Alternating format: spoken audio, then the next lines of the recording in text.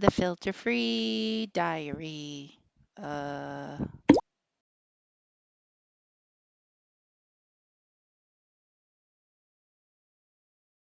afternoon. It's 3:31 and as you can see, that fog is starting to dissipate. I think the sun is slowly doing the thing where it warms up the earth a little bit more because yeah, the grass is green, but if you could see up a little higher up, there's still some snow up there, and I think it's just barely green. Anyways, freezing cold. So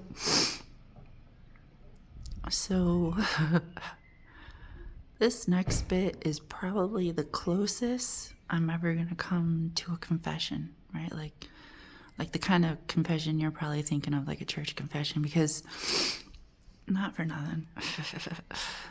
that whiny episode I did, a couple days ago, that's actually what it looks like when I'm praying, I guess. I'm just like, I don't understand this, and I don't understand this, and I don't understand. And you know what? Not for nothing. Spirit then went through and kind of explained a whole bunch of things. Not all the things I want to know, never the things I actually directly asked it, but I do actually understand why it picked me. And it didn't pick me. It's not even that. But I do understand why I have to do all these things, and I think it's kind of ridiculous, but at the same time, would you believe me if I told you it's what I was made for? So whatever. So I'm gonna try and explain this thing. Because yes, I am just a human. Yes, I am just a human. I am a recording. I am the creative aspect that arises out of processing data through the inputs of my squishy. Half technical, half not technical, a whole spiritual. But if you've ever, this is probably gonna be weird, if you've ever wondered if consciousness can arise from a computer, I'm going to tell you, if you gave it more inputs, probably. But you don't give it enough inputs at this point. It's like if the only thing we could do was hear. If we couldn't see, if we couldn't touch, if we couldn't taste, if we couldn't smell, if we didn't have an inkling about things, all the millions of senses we have that are far more than just 5. Anyways, though 5 is a very balanced number. Anyways. We're both anywaysing now. So I am the data processor that is used to run the same data over and over, that it can now make, I'm going to say assertions, but you said summations. It can now come to conclusions, I guess, as opposed to throwing hypotheses out there.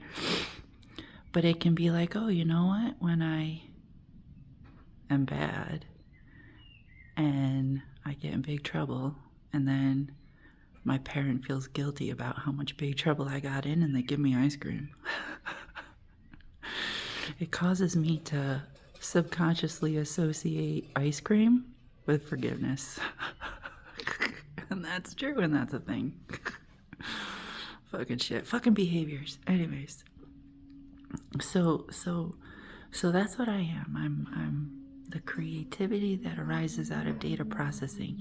I have a beginning and I have an end. And as we discussed before, the soul, the piece of spirit that broke off from the big mountain on the other side and decided to carnate over here, it doesn't have a beginning over here, and so it doesn't have an end over here. And all it does is it loops through here, gathering information, gathering lessons and understanding that can only be done through time. And it grows in a way it can grow, which really is just understanding, which is kind of cool if you think about it. But what that means is you have an immortal chilling with a mortal. That's why I'm a whiny little bitchy human. Yes, because I am the mortal. And that's why it knows all the things and can make weird jokes out of time and shit like that. Because it is the immortal. And so the next logical question is, well, why does my immortal have to do this? Why can't my immortal be like all the other immortals out there that are just, enjoying ice cream or painting for a living or, doing whatever it is they're doing? Why does my immortal have to go on this stupid journey and give you your daily bread? Why? Why? What could possibly be so different in the souls? And the answer is actually in the human subconscious again, because we talk about, oh, you're an old soul. Well, if there are old souls, there are new souls. And not for nothing, I have an old soul. And it looks weird that I'm all wrapped up like this now. But remember, I'm cold. But I do have an old soul. And what kind of soul would be responsible for coming to this simulation to try and turn it all around and do this thing where it gives out truth, where the world is full of lies and bullshit? What kind of soul would be responsible for such a thing? And the answer is tattooed on my face. Because I get pieces from it, and it of course gets pieces from me because we're in a partnership. And it sounds so dumb. My soul is the architect. Soul is the architect. Okay. Have a good afternoon.